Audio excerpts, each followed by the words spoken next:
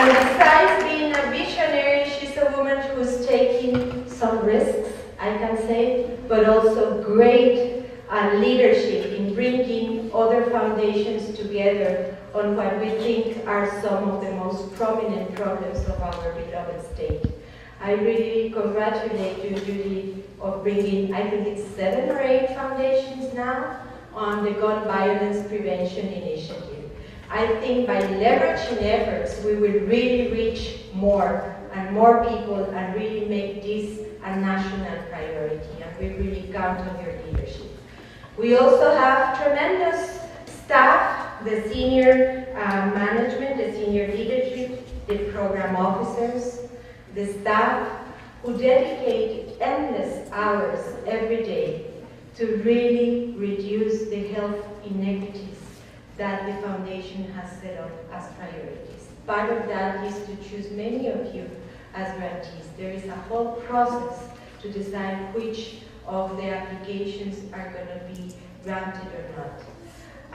I think in this wonderful work, they are not just doing an internal reflection, but they are taking into account what in the jargon of the public health we call the social determinants of health. And it means health is not in isolation, but health includes, for example, the inclusion of diversity, and I said with diversities with an S, means diversity should include or take into account race, gender, age, citizenship, and why not, as one of the grantees was reminding me, now the right to vote, because that will make a huge difference when you can really elect your officials and you're not in jails or you are persons who have not acquired that right. Today, this afternoon, you will be learning from great experts about what equity means. I hope you take advantage. This is another of the uniqueness of our California Wellness Foundation that is investing not just on the programs but on the human beings. And to open your minds but also take the advantage of networking.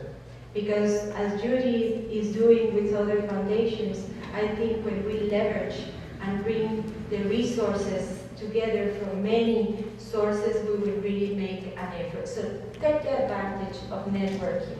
And when you come back, apply what you have learned today. Share it. I will ask my dear colleague, Admiral Perkins, who is a man that I deeply admire. I deeply admire all my co-board members, but especially Arnold, who has devoted his entire life to social justice.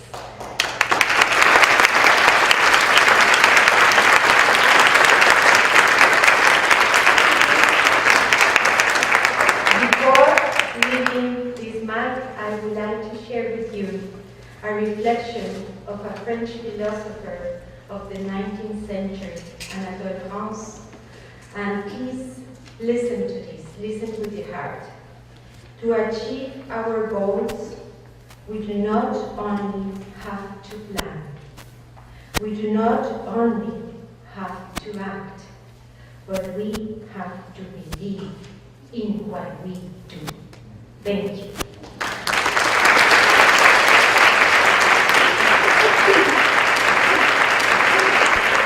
Good afternoon, family. How are you? Come on, y'all can do better than that. Good afternoon, family. How are you? I just wanted to make sure you didn't eat too much and fell asleep, so I just want to make sure you're awake. It's just, I'm so excited to be here amongst family. And the reason I say amongst family is because you are family. You do things that keep our society together. You're the hammers, the screwdrivers, the glue that keep us all together, because without you, we'd fall in this abyss. So you're the safety net. You're more than the safety net. So I want to thank you for all that you do and the contributions.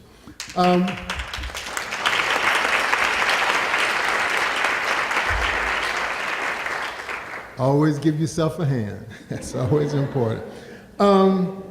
I have the honor and pleasure of introducing our keynote speaker today. I was teasing him, we came on the same airplane, and on Southwest there's this one seat that you could stretch out. And I saw this guy sitting in my seat, and I started to ask him to get up. But I realized he was taller than I am and younger than I am. So I'm happy to introduce Dr. Michael McAfee to you today. A brilliant young man. I checked with some of his colleagues behind his back, had no idea.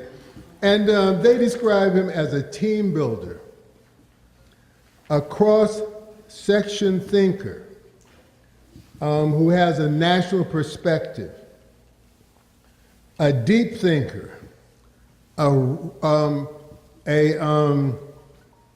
result-based worker, a person who's committed to youth programming as an essential part and notion of promised neighborhoods. So it's always great when your colleagues say great things about you, and they do, and they love you, and they're happy to have you. Wellness has brought us together here today to think about and talk about not only equity, but inclusion and diversity. All those things are so important. Brother McAfee comes to us from Policy Link. He's been in the field for the past 20 years working in government and the philanthropic community, as well in the social service sector. He's currently the Vice President of Programs and co-director of the Promised Neighborhoods at Policy Link Institute. And those of you who know Policy Link Institute, they do great work and they have a great staff. Dr. McAfee is on a journey to build a legacy grounded in equity, just and fair inclusion into a society which all are fully participants, who are prospering and who are reaching their full potential. So he's committed and understands equity, and today he's going to come and share some thoughts with you as a kind of kickstart to the next 2 days. So, my brother, I welcome you.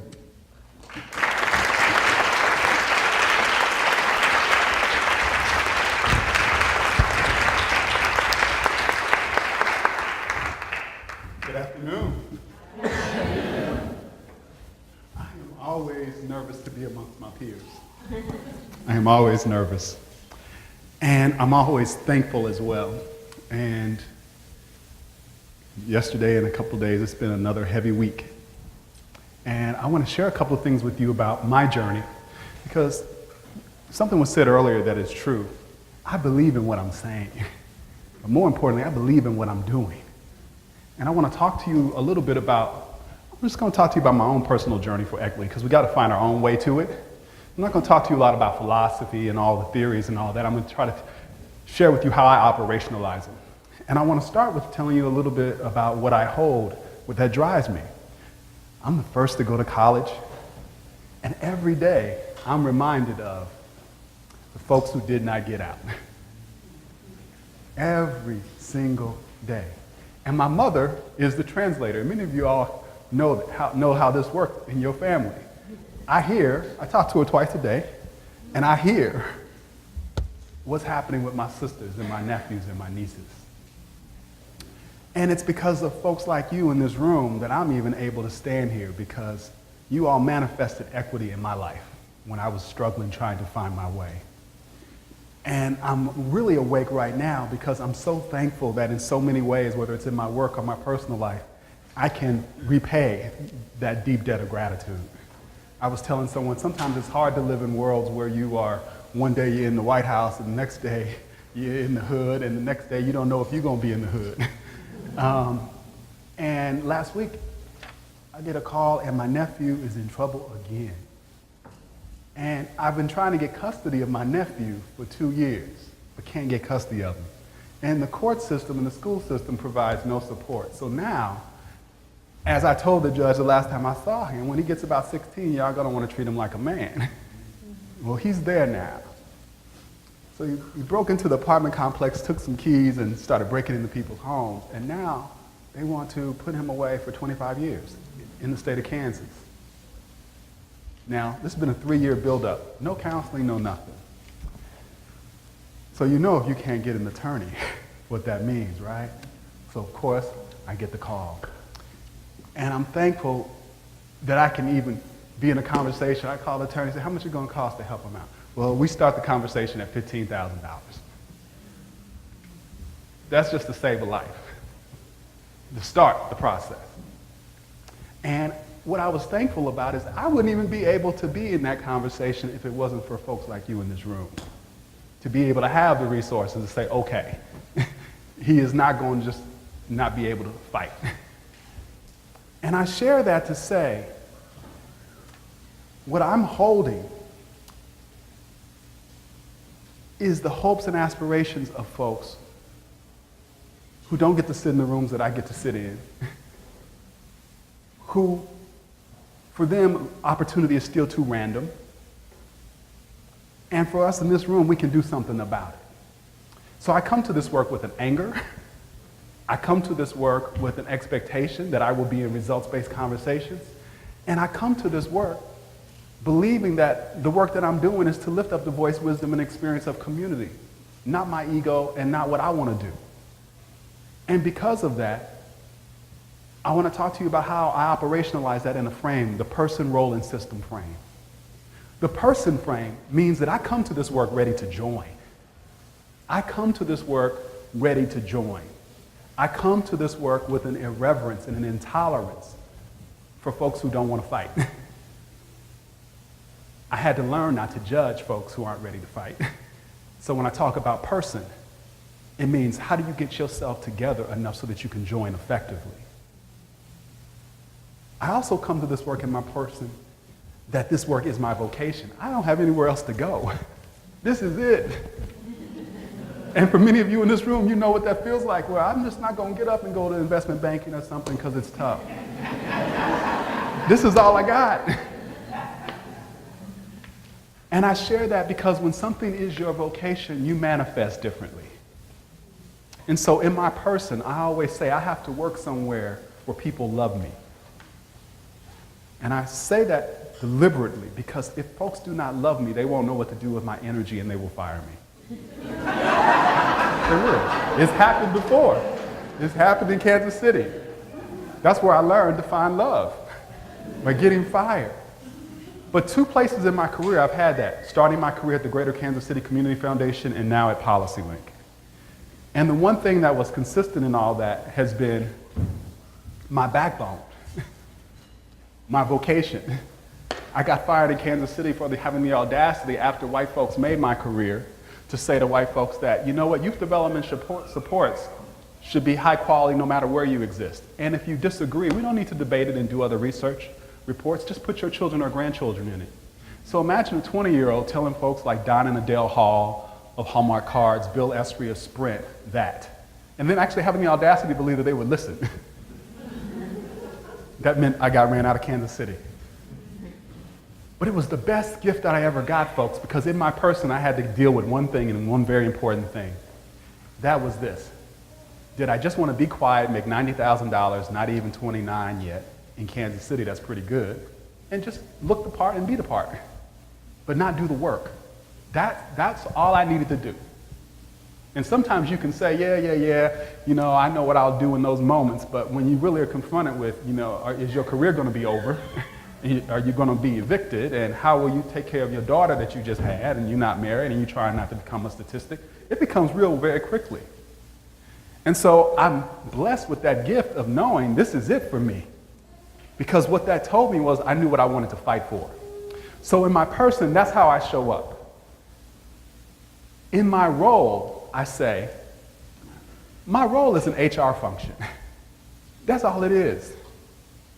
Because what I envision for myself to be able to do is far bigger than any role you could ever give me. Thus, the reason why you have to love me, because I'm always going to be pushing boundaries. Because the work requires that we push boundaries. The work requires that we act like we can deliver for folks, regardless of where we sit in an organization. And if you can't deliver, I will deliver around you. If you can't deliver, I will deliver around you. I'm not going to run over you. I've grown up. I'm not going to step over you. I'm not going to have a lot of casualties, but I will work around you. And I will tell you I'm going to work around you. I've grown up in that regard. At least you know it's coming now. But my role, and this is important, folks, because too many of us in our role have reduced ourselves to just doing tasks. Never questioning whether these tasks really are going to add value in community or not. They may be doing some good, but right now, doing good isn't good enough for our families and our communities. So in our role, we have to imagine a new possibility. I'm asking you to think about, what would it mean if you were to take on equity in your role? For me at PolicyLink, what it meant was, as I came in as a director of the Promised Neighborhoods Institute, that even at PolicyLink, I had to own the fact that I'm blind to a whole lot of others. That I'm personally blind. In my person, I'm blind to a whole lot of others.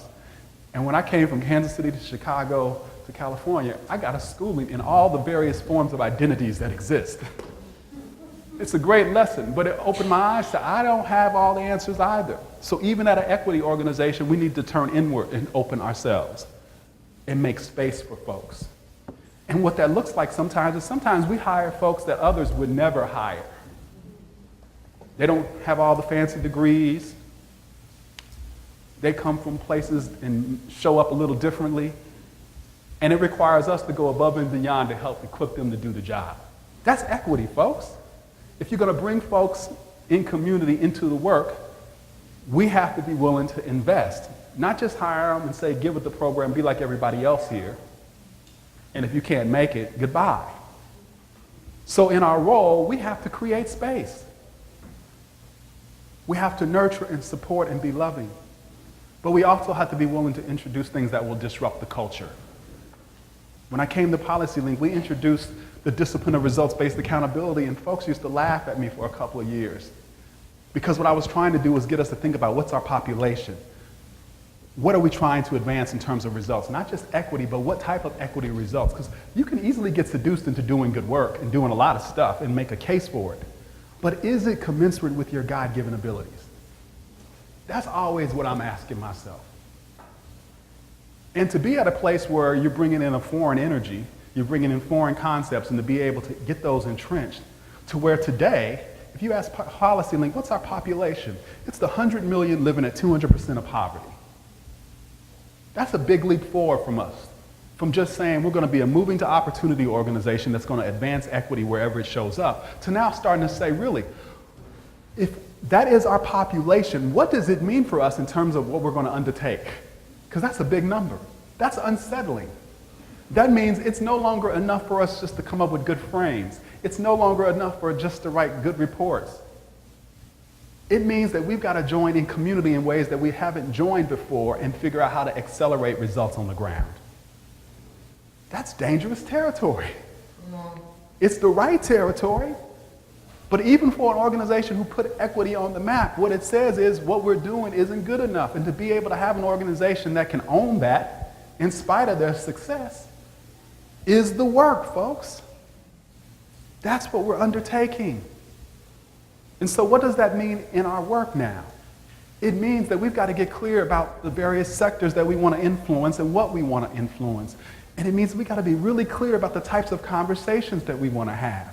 So for example, it is easy to get seduced into programmatic conversations and project our fantasy into them. I'm tired of the nonprofit sector getting beat up for everybody else's inability and unwillingness to act. Take the Ferguson report. What's the point of having wonderful financial security programs when you've designed a city that is beautifully stripping wealth through fines and fees as an example, and no one wants to touch that? That is the work of equity right there. To absolutely do the financial security wealth building work, but to understand that you can't do the financial security wealth building work in a vacuum, that in fact it is being trumped by a city that has chosen to subsidize its government off of the backs of poor people. That has to be taken on. And so what I'm trying to get you to think about is when you think about equity, fair and just inclusion, It is time for us to take on those structures that are not just, that are not fair, and do not include. It is time for us to take on the beautiful design of structural racism. And if you can't talk about race, class, gender, and a whole bunch of others, you're not ready to talk about equity. Equity is not a buzzword. It is a fight. Let's be clear about what it is. It is a fight, folks. Because the other side is fighting. They've built a beautiful system that trumps us every day because we let it stand. And in our systems now, we've got to show up being willing to get in the right conversations, whether we're talking to funders, whether we're talking to advocates, whether we're talking to communities on the ground. And that means that we've got to start what I think is the most important place to start, with community members owning a contribution. Not nonprofits, not foundations, but community members owning a contribution to a result that we've agreed that we're going to join together and advance. So what that means for us is we don't actually have to do all these strategic plans that we're doing and all these reports that we write.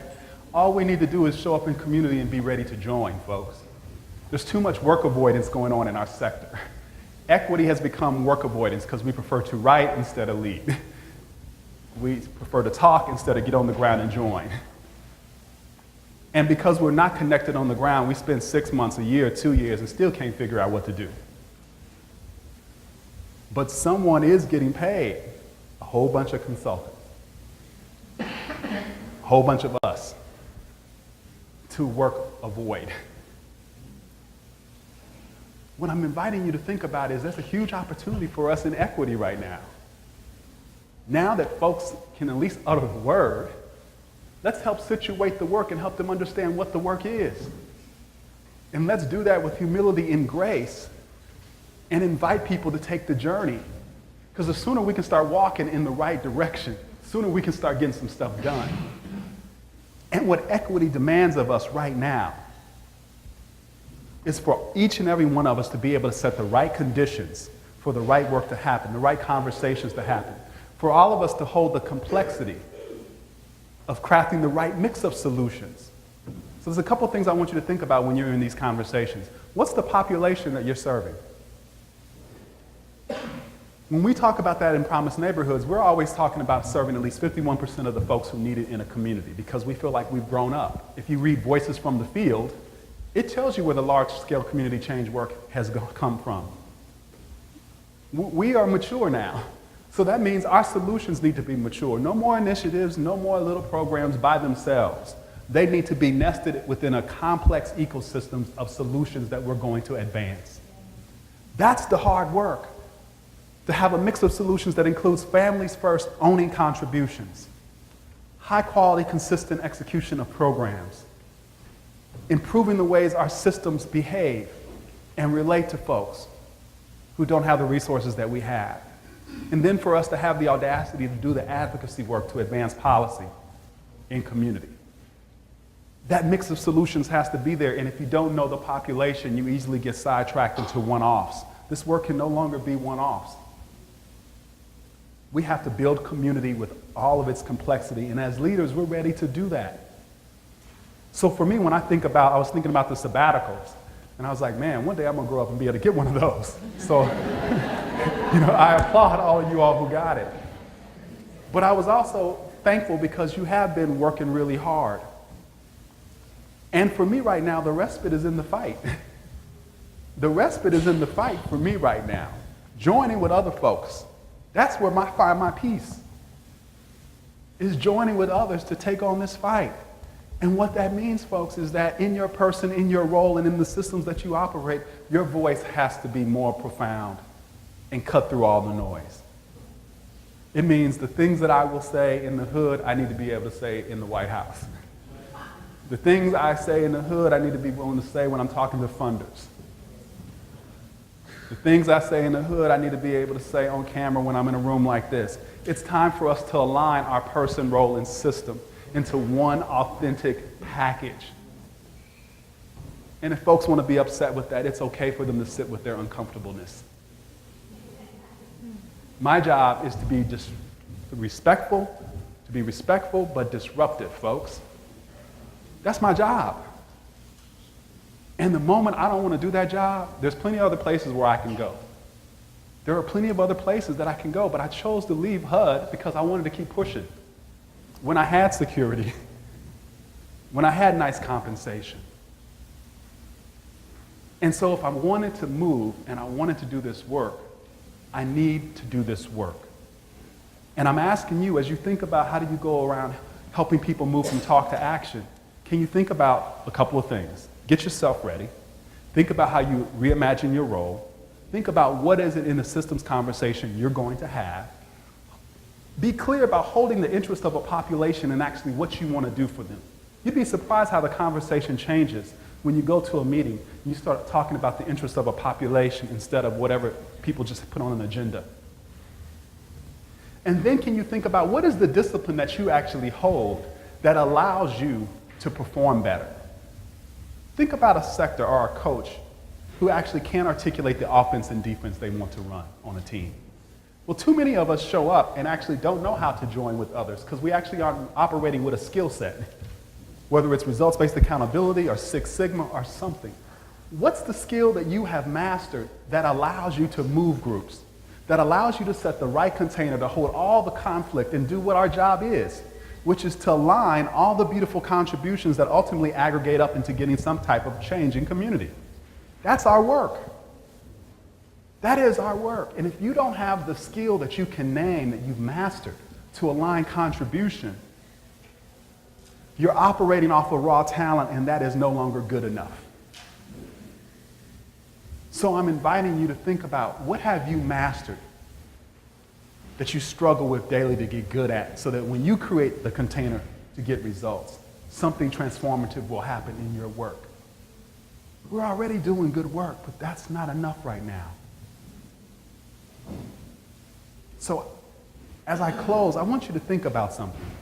You know, when I first came out here in 2012, I was flying around 70% of the time, and I was coming up out of Penn Station in Baltimore, and I was having trouble breathing. I was like, man, I know I'm in shape. What is wrong with me?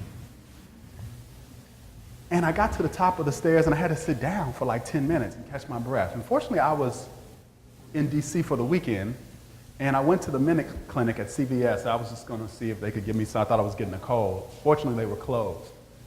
I go back an hour later, and the line was too long. I happened to be talking to my mother on the phone. She says, just go to the emergency room and get checked out. I go to the emergency room, talking to the doctors. They think everything is okay. They're laughing with me, joking with me. One of the young interns comes in, starts asking me questions, got to traveling. Takes me to the back of the room, puts some iodine in my veins, puts me in this MRI machine or whatever it was, and everybody gets deathly silent. I'm like, hey, why are we not laughing anymore? Discovered that I had had a blood clot that broke up in multiple clots in both of my lungs. The doctor at GW said he had never seen someone come into the hospital that was not either unconscious and laid out or dead.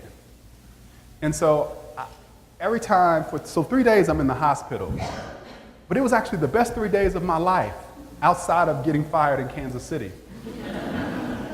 And it was the best 3 days of my life because I was confronted with, man, if this is it, I'm in a good spot. I'm doing what I want to do. My family's taken care of. I didn't have all those, can I just have a little bit more time to do the work that I want to do? I wasn't ready to go. I know I got a lot left to do. But to be at a place where you could actually say, I actually am doing it. I'm in it. This is what it looks like. It was another one of those moments where I was like really happy. Of course, my wife was mad. She thought I was crazy the way I was talking because she couldn't understand what I was actually experiencing, which is really, it was quite eye-opening. What a gift to be able to be doing what you've been put on this earth to do and be doing it with the intensity and the veracity with which you want to do it. So the doctor kept sending people in and saying, look, that's the dude I was telling you about. And I got mad the third day. So I got mad and I asked him, I have no way to process what you're saying. Can you show me the picture of my lungs? And so he showed me the picture. And that was probably like the first time I ever had a real sense of my mortality. I was like, wow, because I could just see all these little dots. And I was like, wow, one can kill you. And I'm walking around with this huge blessing, like a whole lot of them. I couldn't even count them. They were just It looked like pepper, you know? But I walked out of there, came back after a month being grounded in DC to this work with a renewed sense that this is all we got, folks, the time we got here. And we need to push it and use this gift. We need to push it and use this gift. There are too many folks in community that don't get the privilege that we have to be in the rooms that we're in. And I'm seeing too many of us be afraid to say what needs to be said. Or they'll say it in the parking lot. The deal's already done. You were in the room and you didn't do it. And so what I'm hopeful because I see what's happening with young brothers and sisters. They're not going to wait for our institutions to get it. Our institutions need to wake up. They need to remember why they were founded. They need to remember how to be in relationship with folks on the ground. Those of us in this room, we need to hold this pain and do something with it. And that's something that we need to do with it is to not to high five and celebrate because we're helping a few hundred. The work requires that we help millions now, folks. And we got to find ways to inspire people to do that. And we're making progress. You look at the California Alliance for Boys and Men of Color, what it's done with its policy agenda. You can look all around the country. Healthy food finance, promised neighborhoods. These are just a few things that I know. And I know you know a lot more. We're making progress and we can accelerate it. So I invite you, show up differently. Bring that vocation that you have burning in you to this work. Let it out again. Turn the heat up again. Watch what happens. Go to work tomorrow and tell them your title, your role is just an HR function. You are blessed with so much more. And act like it. Watch what happens. You won't get fired. You won't. You're smart enough and savvy enough to survive that. And watch what happens when you go into the places where you are in systems conversations and you have the audacity to hold the population interest, the interest of a newfound discipline for moving from talk to action, and an expectation that you're only going to participate in results-based conversations. Watch things start to shift. Folks, we said at the beginning, we started off with equity is about just and fair inclusion into a society in which all can participate and prosper. That sounds nice, but it's a lot of hard work. And we're at a point now with equity where equity can become like every other buzz phrase or framework that's out there right now.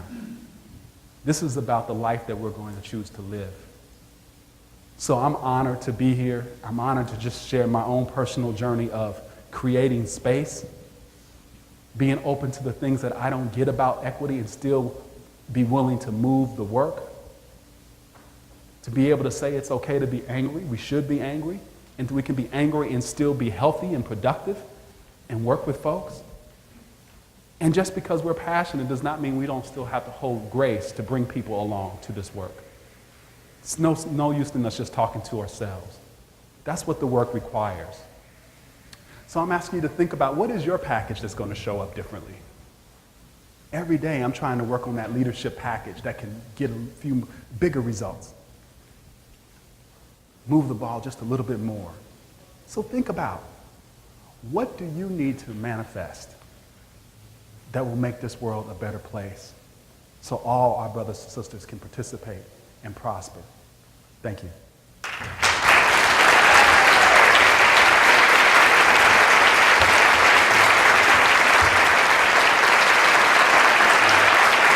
Questions?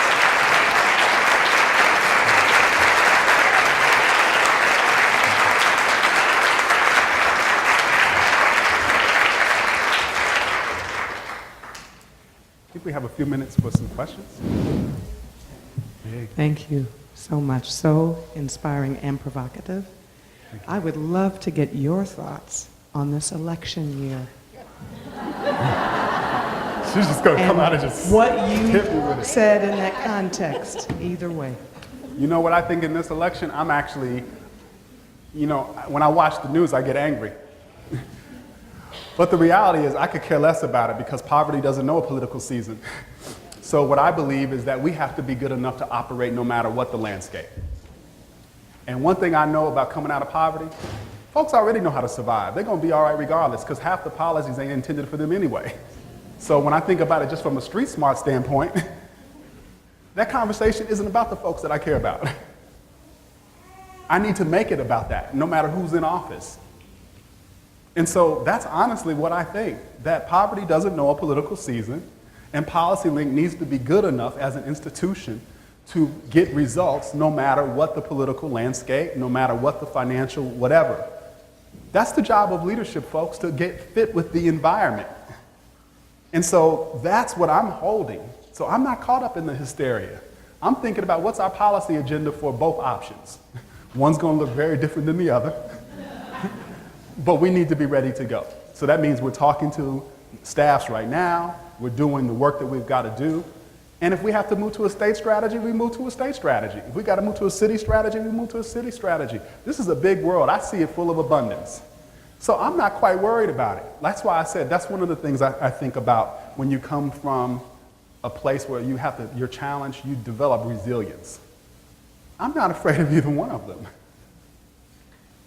And having come from poverty and watched the strength that I know folks have to make it, I know they're going to be all right. My job is just to help make it better for them, with them. So that's honestly what I think. And to try not to be whipsawed by every single day something happening. Because when we're doing the right work, we can be that anchor. But that assumes we're doing the right work, right? That assumes we're doing the right work. And so that's why in my own role at PolicyLink, I'm trying to get clear about doing the right work, because I don't want to be whipsawed every time someone gets shot, every time there's a political election. I need to know how to relate to that new stimulus, but I also know how to have an agenda that is bigger than that. And so that's where my head is at right now, if that's helpful. And it's not a cop-out. I just honestly believe that's going to be what it's going to be. The fight we need to have is going to be with whoever's in office anyway, because it's with both sides. Right? Thank you. Yes, ma'am. So I have a question that, I love the provocative. I love that we absolutely have to speak up and lead the way we do. I do that a lot, and I bring in my community leaders, the staff that actually knows what the families need to move the needle on dental care. And I frankly get very often the county or the state and they go into public health speak, and this is what they do. And we are constantly, my staff is constantly the rebel rousers, and literally I have people just walking, I can't go to these meetings anymore, they're wasting time. Yet sometimes I can't move the needle, I can't do anything besides saying, okay, you don't have to go to these meetings anymore and feel like you're wasting yet another year just talking about something and not being heard.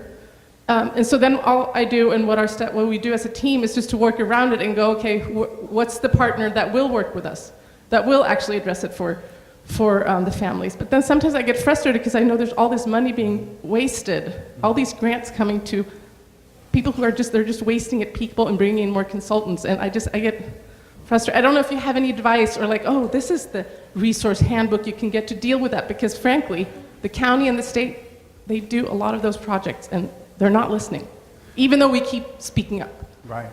What I would say to you is I share that frustration, and I don't believe we can work around our big institutions, folks.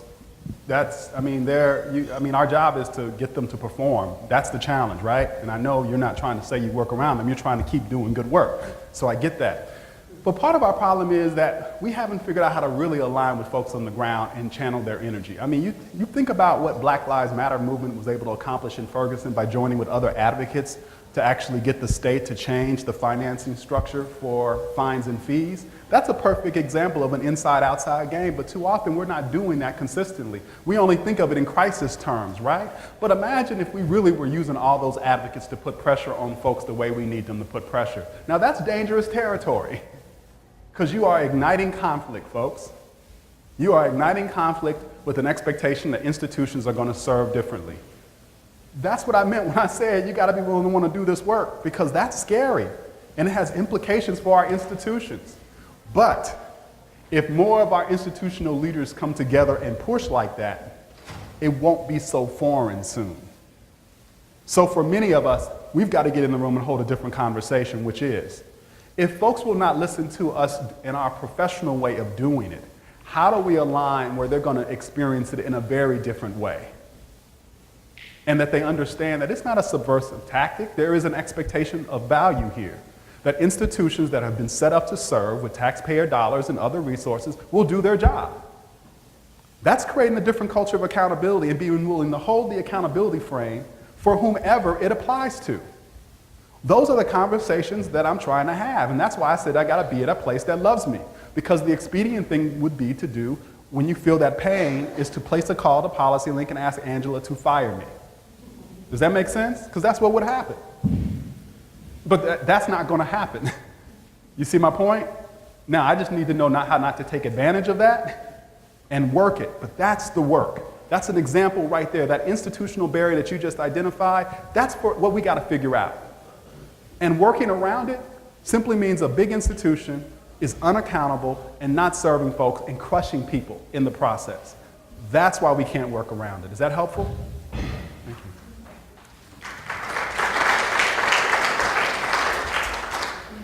Thank you very much. I come from a generation, many decades ago, where the phrase that I heard most often as a young person was, each one reach one, because this was pre-civil rights and we were just beginning to think about how to sustain over the long haul the passion and the commitment to going as far as you could possibly go a little bit further, and make sure that your path was clear enough so that the one behind you who was next going to carry the baton could come forward. So we reached back and pushed that one forward, and then the next one. And so I say that to say that I would be very interested in hearing what thoughts you have about how we work with our young people who might already be so frustrated and so unsure that they can make a difference, that we can take the passion and the vocation we have and infuse in them that same desire to go as far as you can possibly go, a little further, and then reach back and take the next one. Perfect question. I'll start with my own journey of how I do that. So there was a young man who I had met just being around at conferences. He was still in undergraduate school, young brother, very talented, and everywhere I was starting to be at, he was showing up. He started looking for a job. So I went and asked Andrew, I said, Andrew, I saw in him, I saw a young me. And I also knew the peril of when you're a young brother, you get in a place where people will box you in that cubicle and you'll be 30 and not really progressed the way you should. So I kept begging Angela to let me hire him, because we don't usually hire folks that don't have a lot of experience. But she finally let me bring him on as an intern. Sam came in there as an intern, started running circles around folks. Finally got hired full time. Then Ferguson jumped off. Sam came into the office, was not happy with the PolicyLink response. And so we had a really good conversation, and I was sharing with him what one of my mentors told me once, which was, it makes no difference if you get things quicker or you're faster at it than everybody else if you can't help the group be successful. So I said, so how will you make the group be successful? So I said, I tell you what, if you got better answers, don't tell anybody. I'm just going to let you use our time to go create the solution. Sam created Mapping Police Violence that was picked up by LA Times, New York Times, everything. It became the data infrastructure for the Black Lives Matter movement. Now he has a fellowship with the Rosenberg Foundation to solely focus on helping the Black Lives Matter movement advance. I didn't need to inspire anything in him. My job was to create the space and unleash his energy. I needed to manifest love. The same thing I'm asking. I needed to create a space for somebody who came in the organization, was behaving in a way that is different than the way PolicyLink behaves, had ideas about how to do things that were going to move faster than the way PolicyLink moves as an institution. And all it needed was somebody in the organization who could listen, who had a role that they could see as also being, not to say no, but to figure out how to make it work.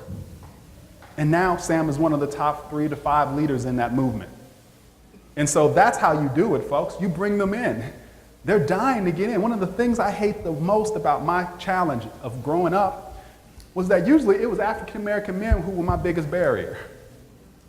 Usually it was African-American men who were my biggest barrier. And everybody wanted me to wait my turn. And the reason why I didn't want to wait my turn, because what that meant was I'd be 40 years old and never really built that experience. I would never be at PolicyLink if I had to wait it. Does that make sense? And so too many of us are telling people to wait their turn. Like I said, when it's your vocation, you're not going to wait. So our job has to be to liberate that energy. Liberate it and watch what happens. Now Sam's a powerful ally. And PolicyLink is better for it because there's folks at PolicyLink now who understands a young person can run circles around your butt because you're getting mediocre. Wow. Dr. McAfee, I applaud you for how you are using your talent and your skills and your voice in this space. I've known you for a few years and sort of followed your career, and I am so incredibly inspired by what you bring to this conversation and your boldness. I'll begin just by telling you that I was an investment banker for 8 years. My wife still is. Okay. And I always tell people, where we had no time for this space, we did have money to offer. That's so, right. You know, I did what I could then, and now here I am on the other side of this conversation. So I want to ask you, please, if you could talk just a little bit about, there are a number of buzzwords that continue to come, I call them buzzwords, they come up in our industry, this nonprofit service industry sector I'm now proud to be a part of. Place-based initiatives, community-defined, evidence-based. I have a whole bucket of them, in my office. In the arena, having come from investment banking, entertainment, some other industries, there's always sufficient funding. When you create something and you brand it, there's sufficient funding to ensure that the public or your buying audience is aware of what that term is, learns it, uses it, helps you to, push it forward. In this sector, however, it seems to me as all of those terms and defined ways of, identifying our work exist in rooms like this and exist in speeches, but I'm never sure that it's actually translated on the ground. Is it necessary that it's translated on the ground? Is it important that the community knows what equity is? And the way you've defined it so clearly here, is it important that the community understands evidence-based practice and community-defined programs? And is that necessary in terms of a branding? Otherwise, are we constantly, and I ask because I sometimes wonder if we're having conversations in rooms like this, and then when I meet, I run the California Black Women's Health Project. When I'm, talking to the women that we serve, I'm having that street conversation or that hood conversation that you talked about, and they don't know what I'm talking about if I go this way. Got it. Here's what I would say. I believe that having the right frames and narratives are important. And I believe that creating new frameworks has become work avoidance. If you were poor, you could care less about the frame. You care about job, housing, safety, education, the same thing it's been for the last 60 years. And part of the reason that we keep doing this is because our literature is actually stuck because we won't actually advance the theory or the practice substantially through doing the work that we're talking, the new work. And so I could care less what you use. I don't use equity a lot when I go out because I care about one thing. I care about, has a group declared a result?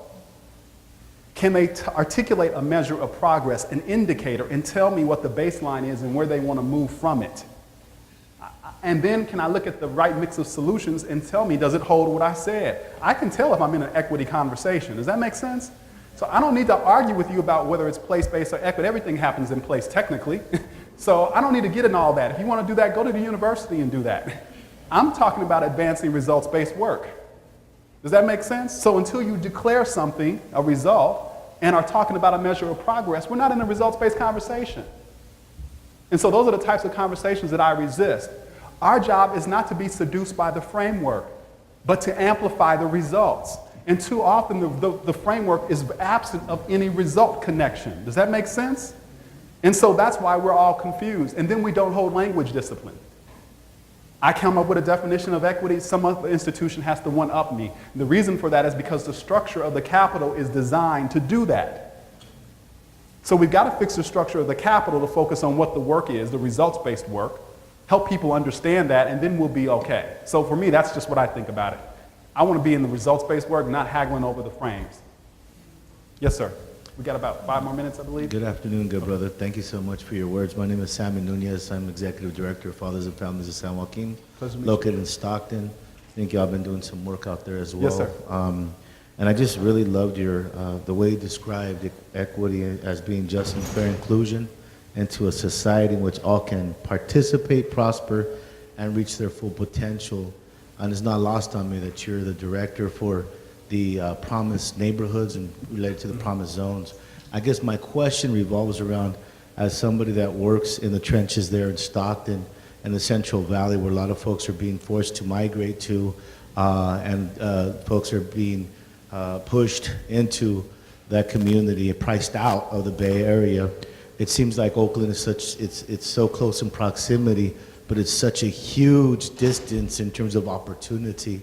How does that definition and equity and this promise look like for a community that has been so elusive and, frankly, I feel neglected for generations? So what does that equity look like when you look at it from that lens? Because as far as I can tell, equity means you show up differently for different people, right? People need you in a different way.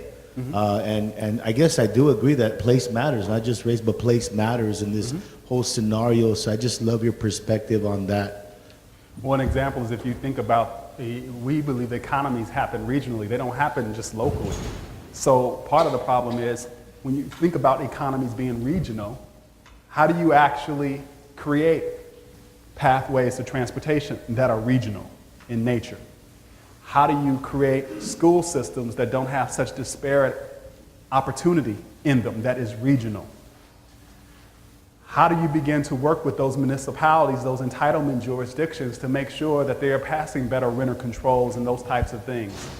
How do you get back to some of the just meat and potato stuff like land trusts that work if you want to keep people in a place where they can be closer into opportunity?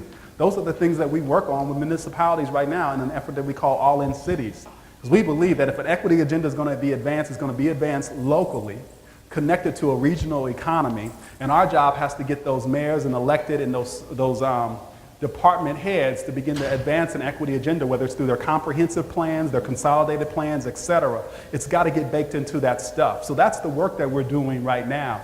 If we don't do that work, we can talk about this stuff in these rooms all day long, but by the time it happens, like you look at Oakland, Uber's about finished with their office, and we're just now talking about a rent control policy. You see my point? You've already lost that. Rents have already gone up about 50%, if not more.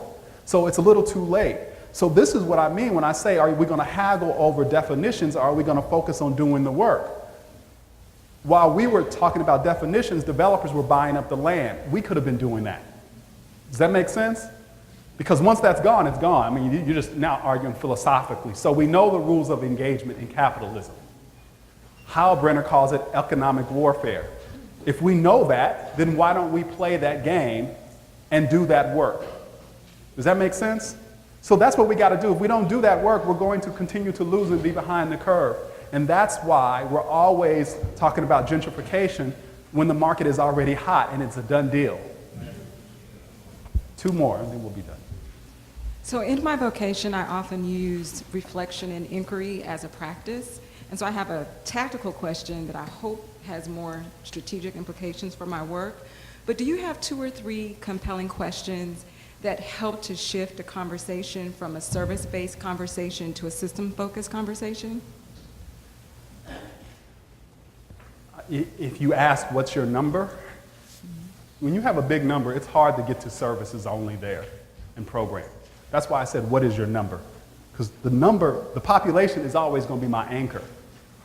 Then the second question would be what, can we talk about the declaration of result or results in the indicators, the measures of progress? Because in those indicators, that's where we come up with a mix of solutions. So I'm walking through the discipline of results-based accountability in my head. There's 7 questions in results-based accountability. So if you can't ask anything else or do anything else, you should hold the discipline of making sure those 7 questions get answered. It would be around population, results, indicators, understanding why the indicators are trending in the wrong direction, the solutions that you're going to come up with, being the right mix, families, programs, policies, and systems. Then, can you negotiate targets with the right folks to do the work? And then can we come up with performance measures that answer 3 simple questions? How much are we doing? How well are we doing? And ultimately, is anyone better off? So I can evaluate from 3 lenses. That is the discipline of the container that I've been trying to describe. So that would be, if you hold that discipline, people will be able to reflect and come up with the right answers. Thank you. Cool. Last question. All right. Let me just say thank you. I get you. My name is Toni Cawley Perry, and I'm from Sacramento, and I consult Yes to College. And one of the things that I found effective that I see missing in many of the nonprofits is a focus on the family system. I think we have to understand how family systems work, and then we ourselves need to be allowed to serve our own community. I think that was the big turning point in the work that we do, is that when my director and I decided to focus on our family, her mother, my mother, our siblings, our extended community, and asked the 3 questions that you just said, our effectiveness rose up. And I think a lot of people are looking at nonprofits and the people that they serve in a way that they don't give those people opportunity to serve their own immediate self. Got to start with you. Then with you, then you say, well, what about my family? And then we begin to talk about and ask those 3 questions that you just said to hold ourselves accountable to be effective. Because I think a lot of people don't really see effectiveness because we aren't allowed to serve our community. The work that we're doing is being pushed. They'll say, okay, you can have this scope of work, or I'm going to put you in this territory. But what about our immediate community? Our immediate family starts with us. And I think I'd like to see what you think about that, because I found it to be very effective. And I can tell you exactly how effective my family is.